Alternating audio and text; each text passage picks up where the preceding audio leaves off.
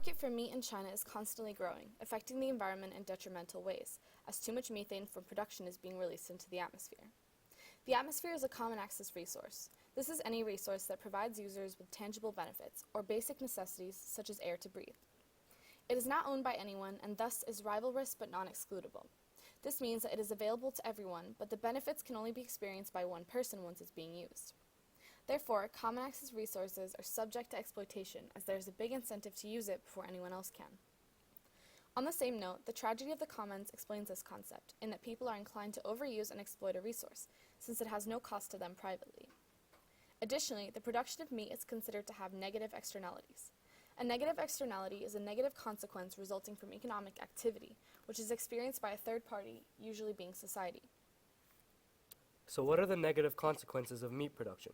Well, according to the article written by The Guardian, appropriately titled "Eating Less Meat Essential to Curb Climate Change," the raising of cattle releases huge amounts of greenhouse gases, such as methane and nitrous oxide. The emissions from cows alone are in fact equal to the emissions from all methods of transport combined, and this is particularly a problem in Asia, as 80% of the global growth in meat consumption will occur in Asia, with China leading the list.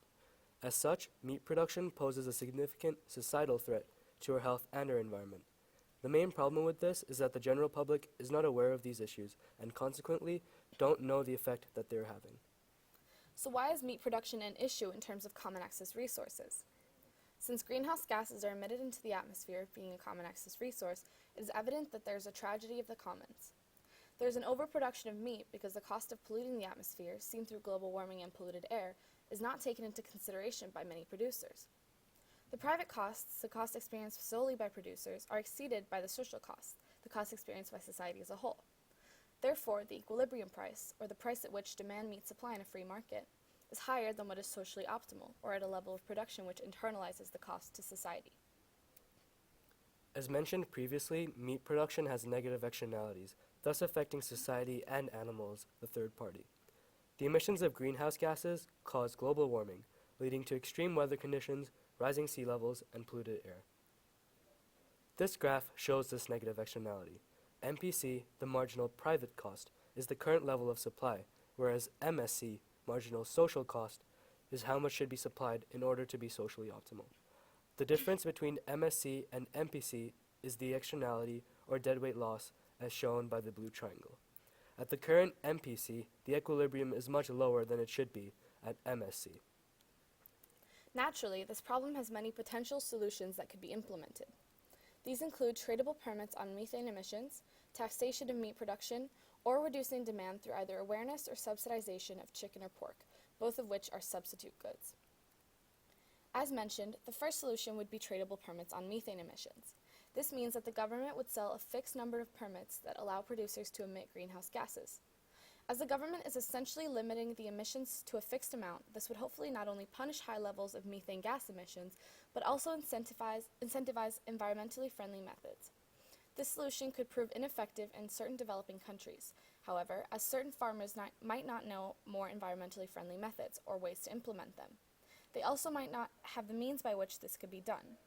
This graph portrays the effect on the market of tradable permits, as supply would decrease or shift to the left and raise the equilibrium price, having the same effect as raising the cost of production.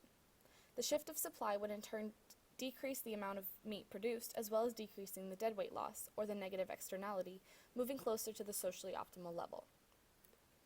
Another similar solution would be to directly tax meat production with a per-unit tax. This would mean taxing each unit sold by a certain amount, hurting both producers and consumers. This would increase government revenues and also shift supply closer to the socially optimal level, reducing the negative externality, or deadweight loss. It would also decrease the quantity demanded, as well as the price at which this is sold. Naturally, this would be a good solution in the way that it directly combats the problem at hand. However, one of the drawbacks of the solution is the difficulty to quantify the intangible cost of pollution, as this is essentially the amount of tax to be placed on production. It would also experience a significant amount of backlash from consumers, which could be difficult to deal with. The third solution would be to decrease demand. This can be done by subsidizing substitute goods, which are goods that can be replaced with the good in question. Thus, a decrease in the price of a substitute good, such as pork or chicken, would result in a decrease in demand for beef. This can be seen on the graph through the shift of demand to the left from MPB, the marginal private benefit enjoyed solely by consumers, to MPB1. This would decrease the quantity demanded to an amount that is more socially optimal. However, this could prove ineffective for governments as they could receive consumer backlash, according to the article, as consumers' tastes and preferences might be governing their diets. Many consumers believe that governments should refrain from interfering in personal decisions. Subsequently, the problem could also be tackled at its core by raising awareness about the issue, thus changing consumers' tastes and preferences voluntarily. This could be done through educative campaigns about the risks to the environment and society of meat production. This would also decrease the demand to an amount which is more socially optimal, with the same effect as seen in the subsidization of substitute goods. However, this could prove difficult to see results in, as there would be no legitimate enforcement, as it is not supported by law. Ultimately, we feel that the two solutions that would yield successful results would be either subsidization of substitute goods or the implementation of tradable permits. Both solutions would aim to decrease the quantity of meat supplied and consumed to an amount that is socially optimal, albeit in different ways, with subsidies looking to reduce demand and tradable permits looking to reduce the supply of meat. The subsidization of substitute goods would allow the government to encourage a certain type of diet without forcing anyone to change their habits, and as such, the government would not receive backlash from the general public. This would most likely be effective, as the price of chicken and pork would be comparatively lower than beef, which would increase the demand for these substitute goods. On the other hand, tradable permits would be another successful solution that could be enforced if the subsidization proves ineffective. This would more directly force producers to limit their emissions, decreasing supply and demand. Tradable permits would be a very sustainable solution, as they would encourage the implementation of alternate methods that could be long-lasting. Ultimately, there are many potential solutions to the question of methane emissions, and hopefully some of these will be implemented in the near future. Thank you.